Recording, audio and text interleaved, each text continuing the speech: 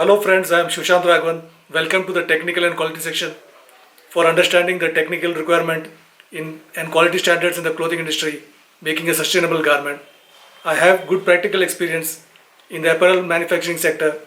My skills are CAD pattern making, sample development, technical requirements, and measuring quality performance.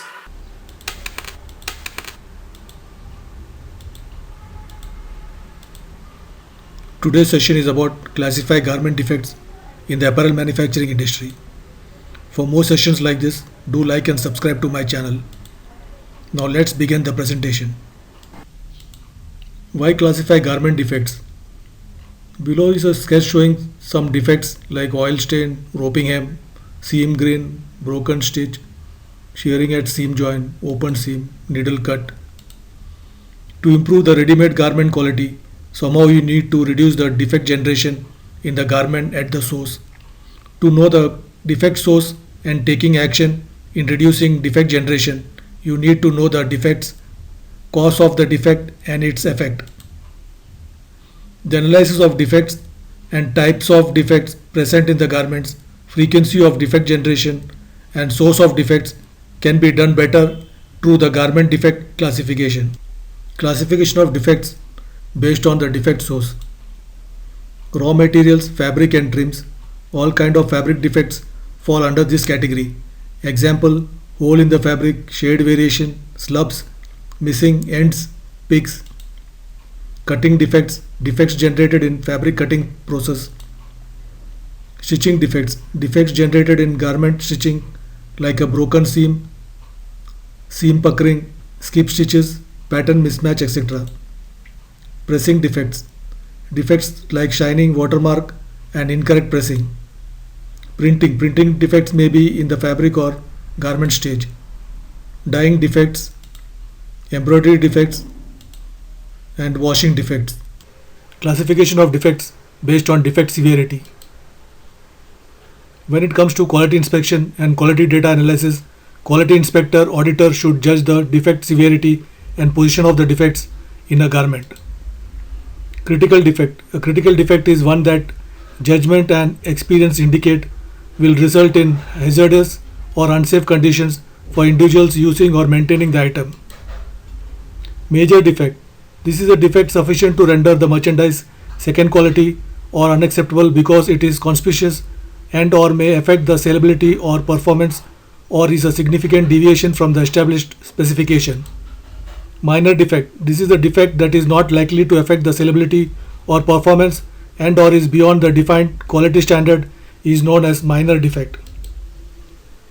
These defects classes are used in ready-made garment, shipment inspection and internal auditing and for the different AQL level. Critical defects.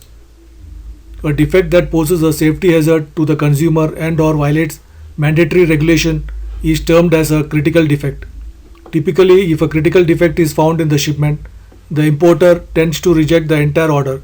This is because a critical defect could harm the consumer, impair the image of distributors throughout the supply chain, makes the brand liable, and incurs unnecessary expenses in the event of a product recall. Some examples of critical defects in garments are presence of a needle or other sharp object included in the packaging of the finished good due to the cutting and sewing processes involved in the manufacturing of the garment. Bloodstains on the garment due to the presence of a sharp object which might pierce a worker accidentally during work. Broken button, loose trims, insecure studs, rivets, poppers, buttons, eyelets, etc. Mold on the garment. Drawstring near head or neck in infant and kids wear. Missing fire warnings where requested, legally required. Missing suffocation warning labels, incorrect price labeling. Any type of insect infestation or evidence. Major defect. These defects are those which result in overall product failure or reduced usability of the product that prevents it from being placed on the market. They do not pose any safety threat to the user, but typically lowers the value of the product, adversely affects its marketability and salability, shortening the life cycle of the product and increases product returns for replacement or refund. Some example of major defects in garments: shade variation within the garment, stripes and checks not matching, incorrect SPI, uneven top stitch, open seams, preparation stitches, holes and cut needle damage, broken stitches, puckered seam, dirt marks or oil stains, pocket position alignment not straight, fabric fault, bar slubs, snags, drop stitches, etc., strike through or bubbling due to fusing, zipper damaged, overpressing, shiny, water spot, burnt, main label spot or slanted, incorrect care labels, incorrect size label, packaging, barcode, sewing ticket, etc. Minor defect. Minor defects are unlikely to reduce product usability. They are workmanship defects beyond the defined classification or construction requirements that the importer and supplier have agreed upon.